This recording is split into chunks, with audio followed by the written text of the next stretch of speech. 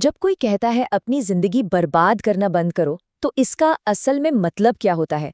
क्या हम जिंदगी के बारे में बात कर रहे हैं? नहीं, हम असल में वक्त के बारे में बात कर रहे हैं। सोचिए, जिंदगी है क्या? ये वक्त का ही तो दूसरा नाम है। अगर वक्त को रोक दें तो जिंदगी भी वहीं के वहीं थम जाएगी, है ना? तो चलिए आज इसी वक्त की असली कीमत को समझने की कोशिश करते हैं। जरा एक सवाल पर गौर कीजिए। मान लीजिए आपको 1 करोड़ रुपए ऑफर किए जाते हैं, लेकिन एक छोटी सी शर्त है कि आप कल की सुबह नहीं देख पाएंगे। क्या कोई भी इस सौदे के लिए हाँ कहेगा? कभी नहीं। और बस यही तो असली बात है। अगर हमारी एक सुबह की कीमत 1 करोड़ से भी ज्यादा है, तो फिर हम हर रोज मिलने वाले इस अनमोल खजाने को इतनी आसानी से, इतने लापरवाही से कैसे जाने देते हैं? हर दिन एक ऐसा तोहफा है जिसकी हम कीमत ही नहीं समझते। तो चलिए इस बात को थोड़ा और गहराई से समझते हैं। हमारी हर सुबह की, हमारे हर एक पल की आखिर असली कीमत है क्या? और सबसे जरूरी सवाल, हम इसे पहचाने कैसे ताकि हम इसे यूं ही बर्बाद न करें? हमारे अथर्ववेद में वक्त की तुलना एक घोड़े से की गई है। एक ऐसा घोड़ा जो बस दौड़ रहा है, बेतहाशा, बिना रुके। और ये घोड़ा किसी के लिए इंतजार नहीं करता। अब फैसला हमारा है कि या तो हम इस पर सवार हो जाएं या फिर बस इसे अपनी आंखों के सामने से गुजरते हुए देखते हैं। लेकिन सोचिए, क्या होता है जब हम इस बेकाबू घोड़े को बस यूं ही दौड़ने देते हैं, बिना किसी मंजिल के, बिना किसी दिशा के? जब हम इसकी लगाम अपने हाथों में नहीं थामते, तब होता क्या है? देखिए, बचपन से हम सबने कबीर का वो दोहा सुना है, काल करे सो आज कर।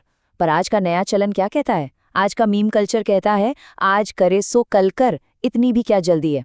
और पता है, हमारी सोच में आया यही बदलाव सबसे बड़ा खतरा है। हम टालम टोल को, प्रोक्रेस्टिनेशन को एक नॉर्मल सी, कूल सी बात समझने लगे हैं। और यही आदत हमें हर दिन पीछे धकेल रही है।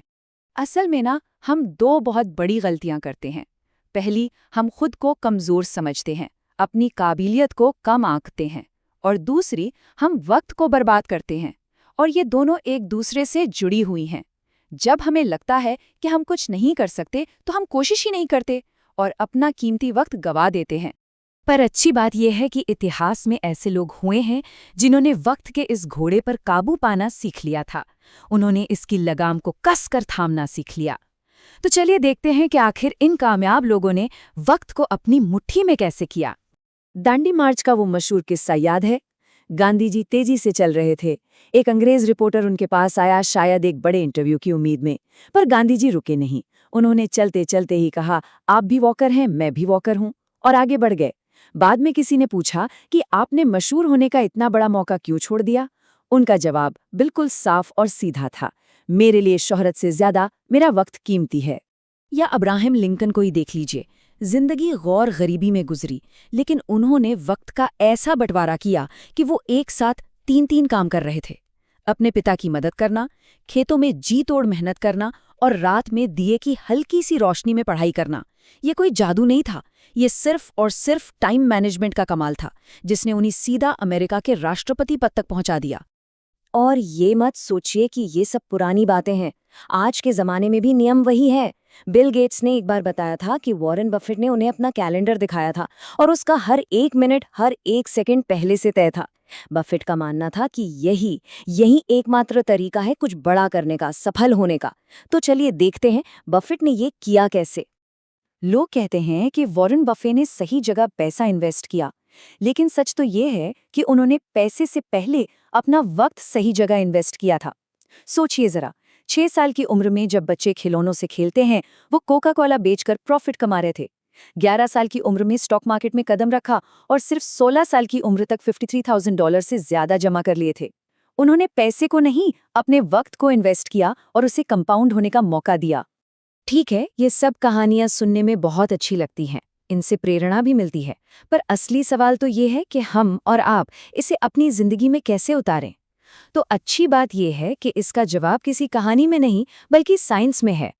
आज के समय में प्रोडक्टिविटी बढ़ाने के, यानी कम वक्त में ज्यादा काम करने के 100 से भी ज्यादा तरीके मौजूद हैं। 2 minute rule, pomodoro technique, 80-20 principle, list बहुत लंबी है। और सच कहूं तो इतने सारे ऑप्शन हमें और भी ज्यादा कंफ्यूज कर देते हैं। लेकिन हार्वर्ड के रिसर्चर्स ने इन सभी तरीकों को स्टडी किया और वो एक नतीजे पर पहुंचे। एक ऐसी तकनीक है जो बाकी सब पर भारी पड़ती है, सबसे असरदार। और मजे की बात यह है कि दुनिया का हर कामयाब इंसान, चाहे वो इलॉन मस्क हो या बिल गेट्स, जाने अनजाने में इसी एक तकनीक का इस्तेमाल करता है। और इस तकनीक का नाम है टाइम बॉक्सिंग। मतलब बहुत ही सिंपल है। किसी काम को सिर्फ अपनी टू डू लिस्ट में लिखने के बजाय उस काम को करने के लिए अपने कैलेंडर में एक फिक्स्ड टाइम स्लॉट, एक टाइम बॉक्स बुक कर देना। पर टाइम बॉक्सिंग एक पावरफुल इंजन की तरह है, और किसी भी इंजन को स्टार्ट करने से पहले ये जानना जरूरी है कि जाना कहाँ है, आपकी मंजिल क्या है। इसीलिए टाइम बॉक्सिंग को सही से इस्तेमाल करने के लिए उससे पहले एक और जरूरी कदम आता है। हम सब ने अपनी जिंदगी में टू डू लिस्ट्स बनाई हैं और हम सब जानते हैं कि वो अक्सर फेल हो जाती हैं। क्यों? क्योंकि वो बस कामों की एक लंबी लिस्ट होती है जो हमें कंफ्यूज कर देती है। वो ये नहीं बताती कि किस काम को कब करना चाहिए जब हमारी एनर्जी सबसे ज्यादा हो, और सबसे बड़ी बात, वो हमें ये याद नहीं दिलाती कि हम ये काम आखिर कर क्यों रहे हैं। और जब क्यों का जवाब नहीं होता तो मोटिवेशन बहुत जल्दी खत्म हो जाता है। इसीलिए टाइम बॉक्सिंग से पहले हमारे लक्ष्य स्मार्ट होने चाहिए, यानी स्पेसिफिक, बिल्कुल साफ हो कि करना क्या है, मेजरेबल ताकि हम प्रोग्रेस नाप सकें, अचीवेबल ऐसा लक्ष्य जो पूरा किया जा सके, रेलेवेंट वो लक्ष्य जो हमारे लिए वाकई मायने रखता हो, और आखिर में टाइम बाउंड, उसे पूरा करने की एक डेडलाइन हो। तो अब सिद्धांत पता है, वक्त की कीमत, तकनीक भी पता है, स्मार्ट लक्ष्य और टाइम बॉक्सिंग। लेकिन सिर्फ जानने से कुछ नहीं होता, असली काम तो अब शुरू होता है। गेंद अब हमारे पाले में है। इस बात को दिल में उतार लीजिए। जिस तरह वक्त बर्बाद करना एक लत बन सकता है, उसी तरह मेहनत करना और अपने वक्त का सही इस्तेमाल करना भी एक लत बन सकता है, एक अच्छी लत। तो मेहनत को बोझ मत समझिए, उसे अपना नशा बनाइए। ऐसा नशा कि अगर बीमारी भी लगे तो वो कामयाबी की हो। कल का वो घोड़ा सामने खड़ा है, वो रुकेगा नहीं, किसी के लिए नहीं। अब हम या तो हिम्मत करके उस पर सवार हो सकते हैं और अपनी मंजिल की तरफ दौड़ सकते हैं, या फिर उसे धूल उड़ाते हुए आंखों से ओझल रोते देख सकते हैं। फैसला हमारा है। सवारी अब शुरू होती है।